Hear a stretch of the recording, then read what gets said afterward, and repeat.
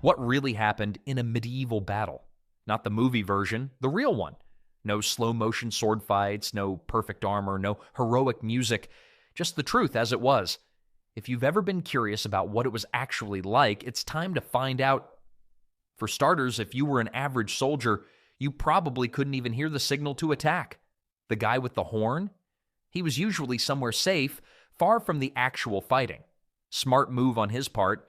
Medieval horn players had the highest life expectancy in the army, right behind the kings who started the wars. In the first 15 seconds of battle, nearly half the front line would trip on their own feet or their comrades. Medieval battlefields weren't neat parade grounds. They were muddy fields with hidden routes waiting to send you face first into the dirt. Nothing says fearsome warrior quite like falling on your face while screaming, "Ah, my ankle!" You didn't charge like heroes in stories. You shuffled forward in a nervous mass, your knees weak from standing in formation for hours. The man next to you breathed heavily, stinking of garlic and fear. Medieval breath mints weren't a thing, which might explain why soldiers yelled so much. It was the only way to breathe without smelling your battle buddy's lunch. Everyone shouted, but nobody could tell you exactly what they were yelling. Most men just screamed to push down their terror. Studies show that in combat, about 70% of men make involuntary noises they don't even remember afterward. If you could translate most medieval battle cries, they'd probably come out to something like, "Mom! Help! I regret everything!" Then came the first hit. Someone slammed into your shield. Your ears rang, but you couldn't tell if it was from the blow or from the man who just headbutted you. The noise was deafening. Not heroic battle music, but a wall of grunts, screams, and metal striking metal or flesh. Your arm vibrated so hard from blocking that hit, your grandchildren would be born with the shakes. 2 minutes in, your grand battle plan was reduced to one simple goal: stay upright. Falling meant death from the weight of other men stepping on you. The ground became slick with blood and vomit. Your arms ached from holding up your shield. The sun beat down, cooking you inside your padded gambeson. Medieval armor, the world's least comfortable portable sauna. The only weight loss program where you might lose 15 pounds of sweat or your head, whichever comes first. Your world shrank to the few feet around you. You just saw the terrified eyes of the man opposite you, who was just as confused as you were. In that moment, you both silently agreed that whoever told you the battle was glorious deserved a special place in hell. And all this was just the beginning. If you survived the initial clash, you'd face the next brutal reality of battle. Real medieval combat looked more like a violent rugby scrum than a fencing match. Fighters didn't square off one-on-one. They ganged up whenever possible. 5 against 1 was considered good strategy, not poor sportsmanship. Knights didn't follow a code of honor in battle. They followed the "I want to go home alive" code, which trumped everything else. The crush of bodies made proper sword technique nearly impossible. You had about 6 inches of space to move your weapon. You couldn't do those big dramatic sword arcs when pressed shoulder to shoulder with your fellow soldiers. Most sword fights involved awkwardly jabbing your blade forward like you were trying to poke someone on a crowded subway car. Swords were rarely the killing blow anyway. According to Battlefield Grave Analysis, most fatal wounds came from downward strikes to the top of the skull or neck. Exactly what would happen when someone fell and others piled on. Medieval battle strategy was less defeat your opponent fairly and more kick him when he's down, then kick him again, then maybe once more for luck. The pommel of your sword, that heavy metal knob at the end of the handle, often proved more useful than the blade. Sword experts call this half-swording or murder stroke technique, where you'd hold the blade and swing the handle like a hammer. This technique was called the murder stroke, which is probably the most honest name for any fighting move in history. Helmets saved lives but created new problems. They limited vision to a narrow slit and turned your head into a metal oven under the sun.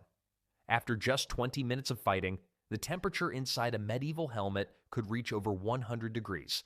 Many fighters died not from wounds, but from heat exhaustion. Medieval knights basically fought inside portable saunas while people tried to kill them, making them either the bravest or most foolish humans in history. If you fell during this chaos, you had about 2 seconds to get up. Not because of some rule, but because that's how long it took for boots to start trampling you or weapons to find gaps in your armor. Examination of medieval battle sites shows that many bodies were found face down in just inches of mud. Not dramatic deaths, just slow suffocation after falling. Wounds often came from unexpected angles. Your armor might stop a sword from the front, but what about the guy hitting you from behind or the side? A typical fighter received attacks from at least 3 different directions within any 1-minute period. Your head would spin trying to track all the threats, which is ironic since keeping your head from literally spinning off was the main goal. The crushing, trampling, and disorientation took more lives than straight-up combat skills. If by some miracle you survived this chaotic dog pile with all your limbs still attached, your next challenge would be dealing with whatever weapons came flying at you. The weapons of medieval battles weren't the gleaming masterpieces you see in museum displays. Most were rough tools designed for one purpose: breaking through whatever stood between you and your enemy's soft parts. Let's talk axes first. Battle axes weren't fancy. They were basically the same tool used for chopping wood, just modified to chop through shields, armor, and unfortunately, human bone. They had a major advantage. You didn't need much training to use one effectively. Swing hard, aim somewhat close to your target, and physics did the rest. The downside? Once your axe bit into something, be it a wooden shield or someone's ribcage, it often got stuck. Medieval battlefield findings show that many axe wielders died while trying to yank their weapon free. An axe getting stuck in your enemy was the medieval equivalent of your phone dying at 99% battery. Frustrating and potentially deadly. Spears were the most common weapon on medieval battlefields, with some armies using them for up to 70% of their forces. Why? They were cheap to make and required minimal training. A simple wooden shaft with a metal point could be mass-produced easily, even by smaller kingdoms with limited resources. The real benefit was reach. You could stab someone from 6 feet away while they were still trying to get close enough to hit you.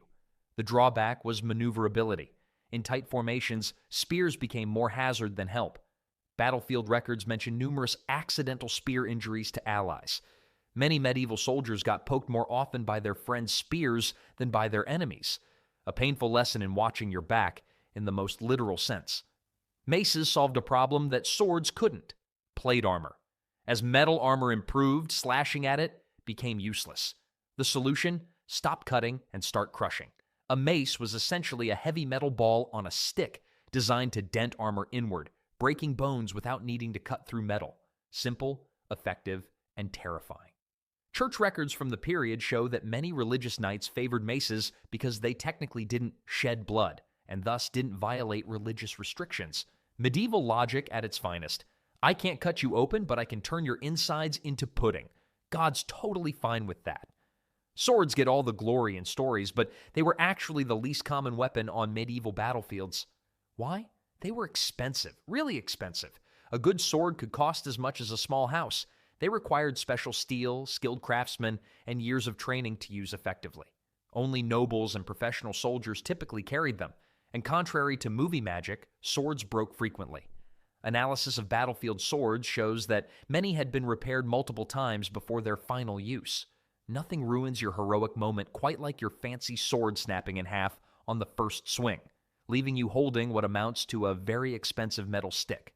Then, there were the improvised weapons, the desperate solutions of peasant armies and last resort fighters.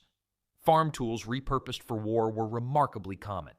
Flails, grain threshing tools, pitchforks, and even sharpened shovels appeared regularly on medieval battlefields. Records from several major battles indicate up to 20% of common soldiers fought with modified farming equipment. These makeshift weapons often proved surprisingly effective, mainly because no one expected to be defeated by a gardening tool. Death by shovel wasn't glorious, but it was just as final as death by sword, and considerably more embarrassing to explain in the afterlife. The craftsmanship of weapons varied wildly too. While kings and nobles wielded masterfully crafted pieces, most ordinary soldiers used mass-produced arms of questionable quality. Rust, loose handles, and improperly tempered metal were common problems. Many weapons failed during use, leaving their owners scrambling for alternatives. As these crude weapons found their targets, medieval fighters quickly learned that armor didn't make them invincible, just slower when trying to escape. And the wounds these brutal tools left behind? They opened the door to a whole new level of battlefield horror. All those weapons we just talked about, they weren't designed to look cool. They were designed to tear through human bodies. And tear, they did. Armor helped, but not as much as you'd think. Chainmail could stop a slashing sword once, maybe twice. But a direct hit from an axe or mace? That mail would fold right into your flesh, turning your protection into part of the wound. Records from battlefield surgeons indicate that about 40% of armored knight casualties had shattered bones despite their armor being intact. Armor was basically medieval bubble wrap. It could handle the first drop, but anything after that was just making crunchy noises as you broke. A hit to the shoulder might take the whole arm with it. Medieval weapons didn't make clean cuts. They tore, shredded, and mangled. Most fighters who lost limbs in battle didn't die from the injury itself, but from blood loss or the infection that followed. Blood loss happened far faster than in movies where heroes fight on despite multiple wounds.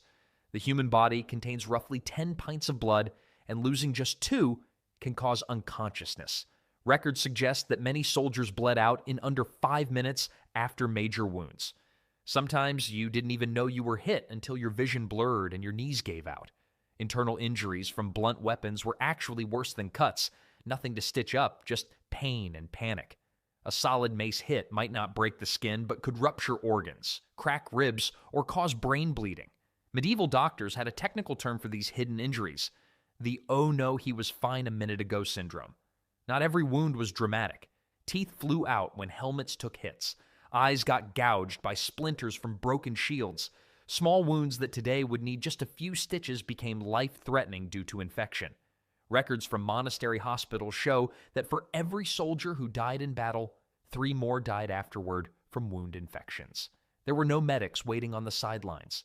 The closest thing to battlefield medicine was other soldiers tying belts around wounded limbs to slow bleeding or cauterizing wounds with heated dagger tips. Medieval pain scales ranged from "I can still fight" to "please just kill me now," with very little in between. Field hospitals, when they existed at all, were usually just tents where the wounded were laid out on straw. Surgical tools weren't sterilized. They were maybe wiped on a cloth if you were lucky. Battlefield surgery success rates hovered around 30%, and most procedures involved amputation, not because it was always necessary, but because it was quick. The mental trauma from these wounds often proved as devastating as the physical damage.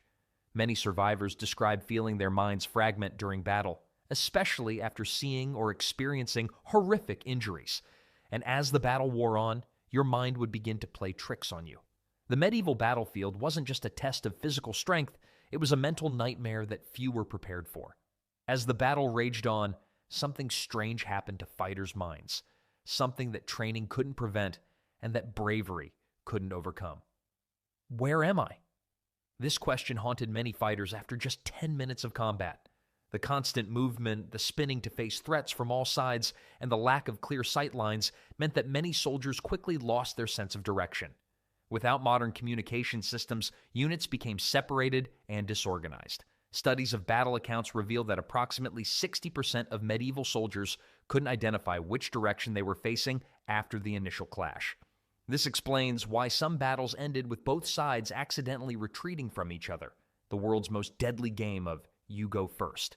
Is that guy with me or against me? Recognizing friend from foe became nearly impossible once the fighting started in earnest. While armies often wore identifying colors or symbols, these quickly became covered in mud, blood, and dust. In the panic of battle, soldiers sometimes struck down their own allies by mistake. Records from the Battle of Towton in 1461 show that as many as 1 in 10 casualties may have come from friendly forces. With hundreds or thousands of fighters swirling around the battlefield, split-second decisions often had deadly consequences. Is this my blood? A terrifying moment came when you noticed you were covered in blood but couldn't tell if it was yours, your enemies, or your friends. Blood splatter from nearby kills could cover you head to toe, making it impossible to know if you were wounded without taking time to check. Time you didn't have when someone was trying to bash your head in. Many fighters described the surreal experience of being drenched in blood yet unharmed, while others didn't notice serious wounds until they felt lightheaded from blood loss. Do I swing now? Or just keep ducking? Combat decisions became almost automatic as the battle wore on. The conscious mind couldn't process information quickly enough to make thoughtful choices. Instead, fighters relied on muscle memory and instinct. Training exercises drilled into soldiers over and over again would take over. Like a dance routine your body remembers even when your mind goes blank. Those who survived battles often reported having no memory of specific actions they took. Their bodies fought while their minds went elsewhere. It's like when you drive home and suddenly realize you don't remember the last 10 minutes of the trip, except instead of missing a turn, you might have stabbed 7 people. The human brain simply wasn't designed to handle the stress of medieval combat. Fear, rage, and confusion took turns driving behavior, with little room for strategic thinking. Modern studies of how the brain processes extreme stress show that higher cognitive function shut down under threat, leaving only the most basic survival instincts active. For medieval fighters, this meant their carefully planned battle tactics often gave way to primal responses within minutes. You'd start swinging at shapes rather than people. As exhaustion and stress mounted, vision could narrow to a tunnel. Instead of seeing whole people, fighters began to react only to movement and basic shapes. A flash of metal, a blur of color, something coming from the left. Friend or foe became irrelevant in this state. If it moved toward you, you struck at it. Records from medieval battle survivors consistently mention this odd detachment where other humans stopped looking like humans and became just threats or obstacles. After enough minutes of this sensory overload, the body would move on its own while thoughts became just white noise. Modern combat psychologists call this battle mind, a state where action precedes conscious thought. In this altered state, fighters reported feeling disconnected from their bodies, as if watching themselves fight from a distance. Time stretched or compressed, with some soldiers recalling minutes of combat that witnesses said lasted hours, or hours that passed in what felt like moments. This mental disorientation made battle even more chaotic than it already was. And when it became too much to bear, many chose the one option that actually made perfect sense. History books glorify last stands. Movies show heroic soldiers fighting to the death. The reality? Most medieval soldiers had a more sensible approach. When things got bad, they ran.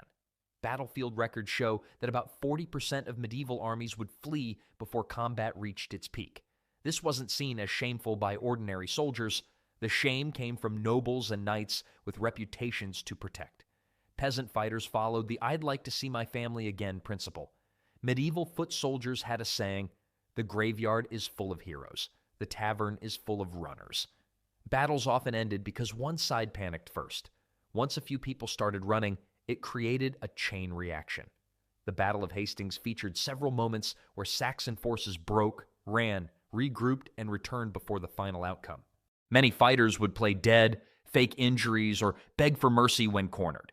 Some hid behind horses or wagons. One French soldier survived by crawling inside a dead horse for hours. Not exactly the heroic tale you'd tell your grandchildren. Running away had its own dangers.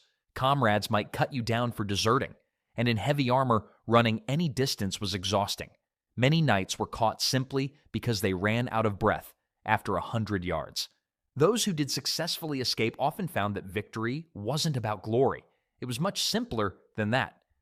When we think of victory in war movies, we see cheering soldiers, waving flags, and heroic speeches. Medieval reality, far less Instagram-worthy. If you were still standing when the dust settled, congratulations, you won. That was pretty much the only victory criteria. No elaborate ceremony, no medals, just the profound relief of not being dead yet. It was basically the world's deadliest game of musical chairs. When the fighting stopped, whoever was still standing got the prize of continued existence. No dramatic cheering erupted when battles ended. Most survivors were too exhausted, injured, or traumatized to celebrate. Battlefields after fighting were eerily quiet places, with fighters simply sitting down where they stood, too drained to speak. The typical victory cheer wasn't hurrah, but more like, thank God that's over. Does anyone have water and maybe a new pair of pants that don't have someone else's blood on them? The immediate aftermath focused on practical matters. You wiped blood off your face, hopefully not yours, and checked for wounds you hadn't noticed. You looked for your friends and collected usable weapons from the ground. Medieval post-battle checklists were simple. Arms, still attached. Legs, still work. Friends, some missing. Enemies, more missing. Overall, a good day. The field became a grim marketplace after battle. Valuable armor was stripped from the dead, regardless of which side they fought for. Even boots were taken from corpses if they looked better than yours. Medieval recycling programs were way ahead of their time. Nothing went to waste, especially if it was shiny or still had a good edge. You celebrated by drinking whatever alcohol was available to dull both physical and mental pain.